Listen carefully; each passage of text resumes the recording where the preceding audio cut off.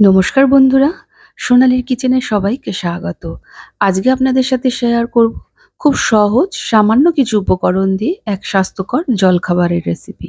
আসুন দেখে নেওয়া যাক কিভাবে বানাবো। এখানে আমি ১ কাপ চিড়ে নিয়েছি। এই চিড়েটা প্রথমে ২-৩ বার ভালো করে ধুয়ে নেব। তারপর একটা ছাঁকনির মধ্যে রেখে জলটা ঝরিয়ে নেব। চিড়েটাকে ভালো করে জল ঝরানো হয়ে গেছে। এরপর যেই কাপ মেপে চিড়ে নিলাম, সেই কাপ মেপেই ১ কাপ সুজি নিলাম। আর সেই কাপ মেপেই ১ কাপ টক দই নিলাম। এবার এই ৩ টে উপকরণকে ভালো করে মিশিয়ে ১০ মিনিটের মতো ঢেকে রেখে দেবো। এখানে একটা কথা বলে রাখি, চিড়েটা যখন জল ঝরাবেন তখন হাত দিয়ে চিপড়িয়ে জলটা ঝরাতে যাবেন না। ছাঁকনির মধ্যে রেখে দেবেন, সব জল আপনিই ঝরে যাবে।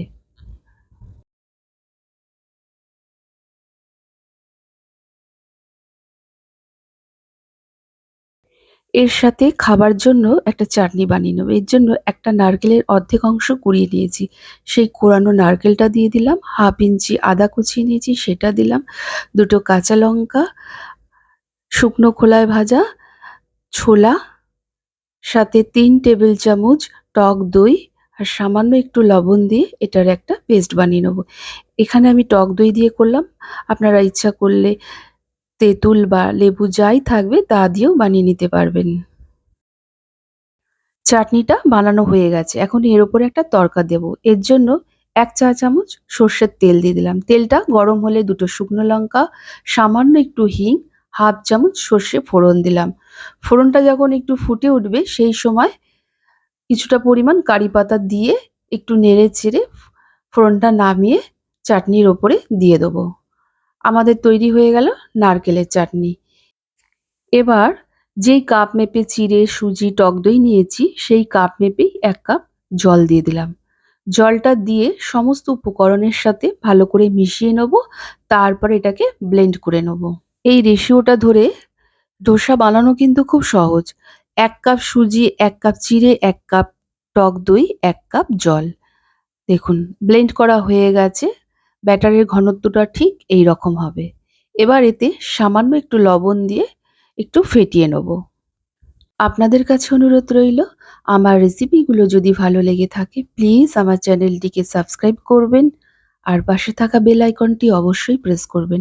এতে আমি যাই রেসিপি আপলোড করি না কেন নোটিফিকেশন সবার প্রথম আপনার কাছে গিয়েই পৌঁছাবে।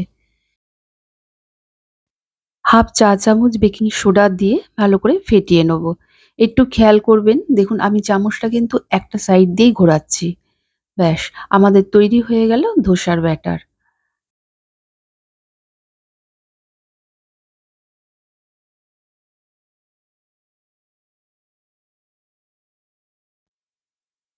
এখানে গ্যাসে আমি একটা তাওয়া বসিয়ে ভালো করে গরম করে নিয়েছি। এবার গ্যাসের আঁচটা কমিয়ে একটা ভিজে কাপড় দিয়ে তাওয়াটা ভালো করে মুছে ১ হাতা ব্যাটার দিয়ে দিলাম। ব্যাটারটা দিয়ে আলতো হাতে হাতার সাহায্যে চারিদিকটা এরকম ঘুরিয়ে গোল করে দিতে হবে।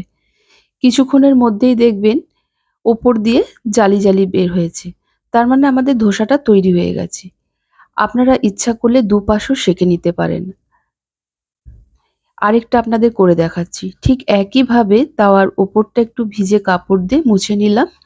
আবার ১ হাতা ব্যাটার দিয়ে হাতার সাহায্যে আলতো হাতে চারিদিকটা ছড়িয়ে দিতে হবে। ওপরটা দিয়ে যখন জালি, জালি তৈরি হবে সেই সময় ধোসাটা তুলে নিতে হবে।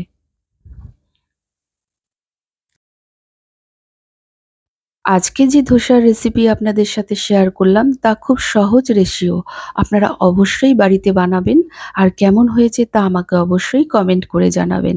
যদি ভালো লাগে একটা লাইক ও শেয়ার করবেন। এটা সার্ভ করছি নারকেলের চাটনি আর আলুর তরকারি দিয়ে। এই আলুর তরকারিটা বানিয়েছি গোটা জিরে, সর্ষে, কারিপাতা ফোড়ন দিয়েছি। সাথে পেঁয়াজ, টমেটো, সামান্য একটু ধনে গুঁড়ো দিয়েছি। দেখুন কত সুন্দর জালিদার আর নরম হয়েছে। যাই হোক, আজকের মতো এতটুকু। আবার হাজির হয়ে যাব নতুন কোনো রেসিপির সাথে। সকলে ভালো থাকুন, সুস্থ থাকুন। ধন্যবাদ।